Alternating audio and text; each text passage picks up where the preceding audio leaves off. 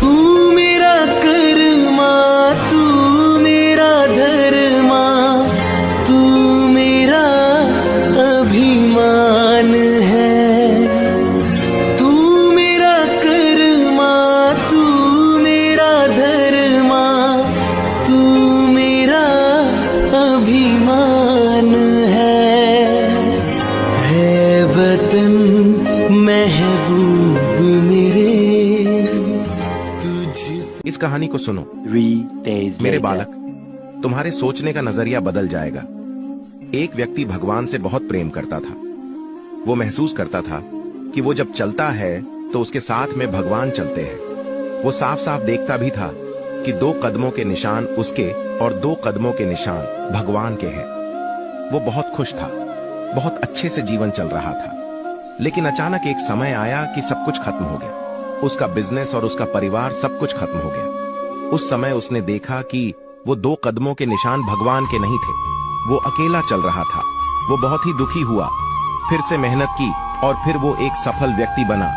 बाद में देखा कि वापस से भगवान के कदम उसे दिखने लगे। उसने शिकायत किया कि भगवान बुरे समय में लोग साथ छोड़ देते हैं, लेकिन आपने भी साथ छोड़ दिया मेरा। फिर भगवान बोले, मैंने तुम्हारा कभी साथ नहीं छोड़ा पुत्र, मैं हमेशा तुम्हारे साथ था। तुम्हें क्या लगता है, जब तुम्हारा बुरा समय चल रहा था तो वो 2 कदमों के निशान तुम्हारे थे? नहीं, वो कदमों के निशान मेरे थे। उस समय तो तुम चलने की स्थिति में भी नहीं थे, इसलिए मैं तुमको अपनी गोदी में उठाकर चल रहा था। मेरे बालक, बुरे वक्त में हमेशा मुझ पे विश्वास रखो, मैं सदा तेरे साथ हूँ। किसी इंसान के आज को देखकर उसके भविष्य का मजाक मत उड़ाओ, क्योंकि समय में इतनी शक्ति है कि वो कोयले को धीरे धीरे हीरे में बदल देता है। जो तुमसे तंग आ जाए उसे छोड़ दो, क्योंकि बोझ बन जाने से याद बनना बेहतर है। दुनिया का सबसे भाग्यशाली इंसान वह है जिसके पास भोजन के साथ भोग हैं, नींद के साथ बिस्तर है और धन के साथ धर्म है। जो आपने सोचा है वो जरूरी नहीं कि आपको मिल जाए, मगर जो भगवान ने सोचा है वो आपको जरूर मिलेगा। शंका का कोई इलाज नहीं, चरित्र का कोई प्रमाण नहीं, मौन से अच्छा कोई साधन नहीं और शब्द से तीखा कोई बाण नहीं। धैर्य रखने वाला इंसान अपनी इच्छानुसार सब कुछ प्राप्त कर सकता है। जीवन में त्याग के बिना कुछ भी पाना आसान नहीं। एक सांस लेने के लिए भी पहली सांस छोड़नी पड़ती है।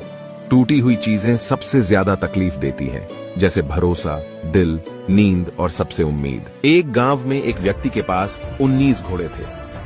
एक दिन उसे व्यक्ति की मृत्यु हो गई। मृत्यु के पश्चात वसीयत पढ़ी गई, जिसमें लिखा था कि मेरे 19 घोड़ों में से आधे मेरे बेटे को, 19 घोड़ों में से 1/4 मेरी बेटी को और 19 घोड़ों में से 5वां हिस्सा मेरे नौकर को दे दिए जाए। सब लोग चक्कर में पड़ गए कि ये बंटवारा कैसे हो। 19 घोड़ों का आधा, अर्थात 1 घोड़ा काटना पड़ेगा, फिर तो घोड़ा ही मर जाएगा। सब बड़ी उलझन में थे। फिर पड़ोसी के गांव से एक बुद्धिमान व्यक्ति को बुलाया गया।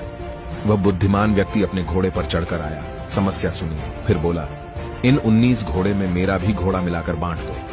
सबने सोचा कि एक तो मरने वाला पागल था जो ऐसी वसीयत करके चला गया, और अब ये दूसरा पागल आ गया जो बोलता है कि उनमें मेरा भी घोड़ा मिलाकर बांट दो। फिर भी सबने सोचा बात मान लेने में क्या हर्ज है। 19 + 1 = 20 हुए। 20 का आधा 10 बेटे को दे दिए, 20 का चौथाई 5 बेटी को दे दिए, 20 का 5वां हिस्सा 4 नौकर को दे दिए। बच गया एक घोड़ा जो बुद्धिमान व्यक्ति का था। वो उसे लेकर अपने गांव लौट गया। इस प्रकार एक घोड़ा मिलाने से बाकी 19 घोड़ों का बंटवारा सुख, शांति, संतोष व आनंद से हो गया। निष्कर्ष, आज इंसान के पास सब कुछ है, लेकिन आत्मज्ञान नहीं है और सब गड़बड़ हो जाता है। इसलिए कुछ करने से पहले ज्ञान और बुद्धि जरूर लगाए, ताकि किसी दूसरे का सलाह देना ना पड़े